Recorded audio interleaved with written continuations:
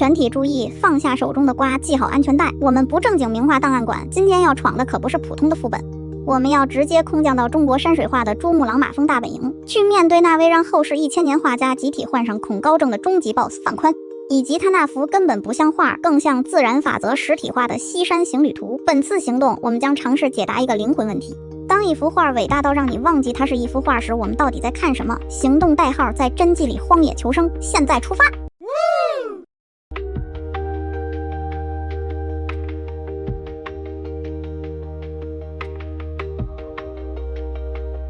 好的，还活着。刚才那5秒，医学上称之为艺术性瞬间失语症。这不是你欣赏画，是画在审判你。欢迎来到北宋山水画的终极现场。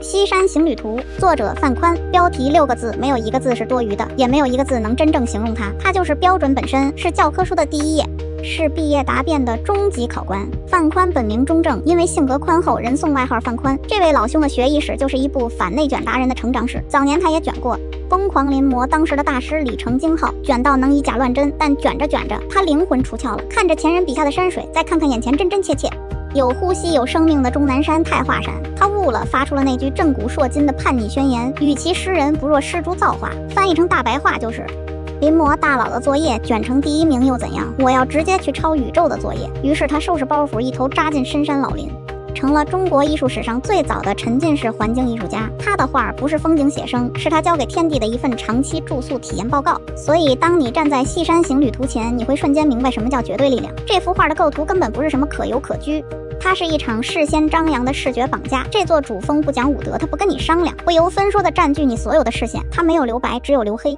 留下山体磐石般的沉默的巨大的存在感。你看的不是一幅山水，你是在仰望一座被瞬间凝固在绢素上的地质奇迹。范宽用最极致的满表达了最极致的空调，你所有杂念只留下纯粹的原始的敬畏。这里插播一条令人安心的消息，与我们探寻过的许多命运多舛流落异乡的国宝不同，西山行旅图的传承脉络相对清晰，历经1000年沧桑，最终安然栖身于台北故宫博物院。这意味着它不再是一个传说中的符号，而是一个可抵达可朝圣的文化坐标。只要你愿意，总有机会去亲身感受这场来自北宋的美学地震，这本身就是文明延续的奇迹。好，接受完巨人的洗礼，现在进入本画的终极彩蛋环节，大家来找茬画名：西山行旅图。西山我们都看到了，那行旅呢？请各位观众擦亮眼睛，在这座天神般的巨峰脚下寻找一些生命迹象。找到了吗？是不是小的像画家不小心手抖溅上去的墨点？恭喜你，你的观察力通过了范宽设置的第1关 Humility 谦卑测试。在北宋理学格物致知和道家天人合一的思想熔炉里，范宽用这种夸张到极致的大小对比，完成了一次伟大的哲学可视化。在永恒宏大沉默的自然天道面前，人类的活动与文明不就是这般渺小短暂，却又执着地行进着吗？千万别小看这几个像素小人，他们是整幅宏大史诗的诗眼，是寂静宇宙中唯一跳动的脉搏。没有他们，这山是静止的、封闭的，令人望而生畏的绝对存在。有了他们，空间被打开了，时间开始流动，山与人之间产生了一种永恒的对话关系。范宽没有画人如何征服山，他画的是山如何凝视着人的行走，人类的行旅与自然的西山，在此形成一组永恒的哲学对仗。这构思比简单画个山顶胜利会师不知道高明了多少个维度。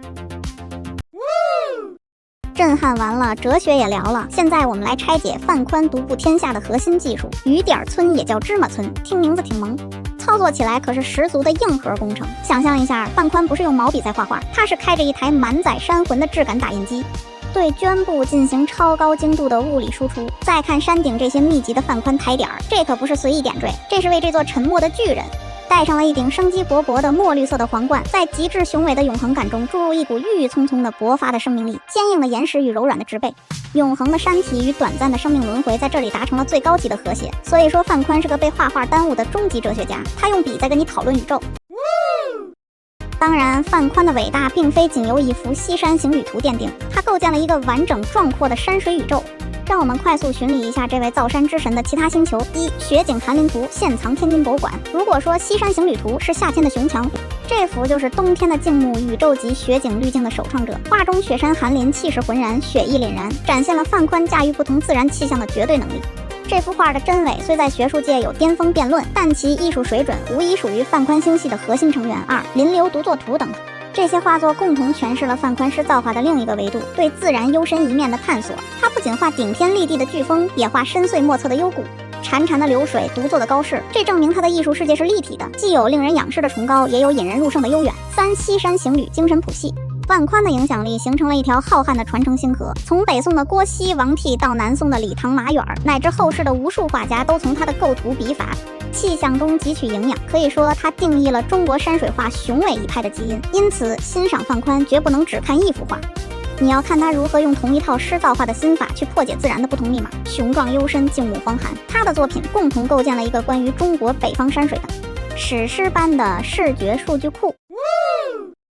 这幅画能穿越千年硝烟与时光尘埃，完整的来到我们面前，其本身就是一部伟大的文明护航史。它可能曾属于某位帝王，但最终它挣脱了任何个人的占有，成为了一个属于整个华夏文明的跳动的心脏。今天我们站在博物馆里，与它隔着一层玻璃对视，这早已不是简单的参观，这是一场跨越千年的连线。范宽透过这座山向我们发来一份来自北宋的文明信号，他在询问每一个站在他面前的现代人：1000年过去了，科技日新月异，信息爆炸，你们那颗被手机和碎片填满的心里，还装得下这样一座需要全然投入、静静仰望的精神高峰吗？他不提供轻松的故事，不迎合浅薄的愉悦，他甚至有点不近人情，但他用绝对的诚实、绝对的力量和绝对的技术，赢得了时间与历史的绝对尊重。欣赏他不需要你是艺术史博士，只需要你暂时关闭外界杂音，诚实的面对内心那份对伟大的本能向往与敬畏。所以这就是范宽与他的西山行旅图。我们的本次美学登山之旅即将抵达终点，它可能不会让你立刻爱上所有山水画，但它一定会像一枚精神坐标，牢牢定在你的审美地图上。它是一件能用极致的沉默在你脑中引发核爆级轰鸣的作品。如果有一天你走进去，站在他的面前，请不必慌张，也不必急着打卡，就给予他，也给予自己片刻的沉默，用1分钟接受震撼，放弃抵抗，用1分钟寻找那些渺小却坚韧的行者，与之共鸣，用最后1分钟与那座山进行一场只有你知他知的穿越千年的对话。真正的伟大往往无需多言，它只是存在那里，如山河不言，自成春秋。这里是水星博物馆，一个致力于把文明密码翻译成有趣故事的频道。如果这次巅峰之旅让你有所触动，请别忘了点赞、收藏并订阅我们的频道，点亮小铃铛。下次探险我们不见不散。